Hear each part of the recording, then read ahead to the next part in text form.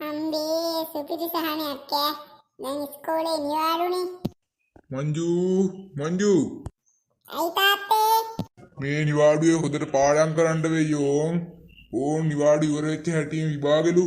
මුද්දකින්. මොනවද පුතේ කිව්වේ? නෑ මොහොනේ තාත්තේ. කොමේ සූගිරියා. තාම නෑ යන්නේ. අම්මට සිරි මංජුවා. ඔබ දැන්දරන් ආවේ? ඔව් දැන් තමයි ආවේ.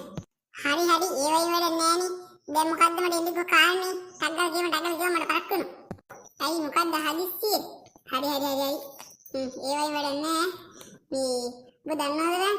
ඕන් ආයි විභාගෙලු. කවද්ද විභාගෙ? ඉස්කෝලේ පටන් ගන්න සතියකින් විතර. ඒ දවස් 10යි නිවාඩු තිබ්බේ. ට්‍රිප් එකක්වත් යන්න බෑ නේ. දැන් ඉතින් පාඩම් කරපන්කෝ.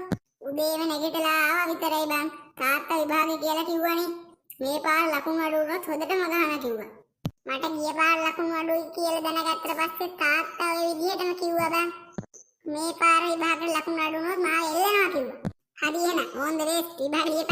හරි ඕන් ද බෙස්ට්. අයියෝ අද නම් ඉවරයි. මේ පාර ෆේල්.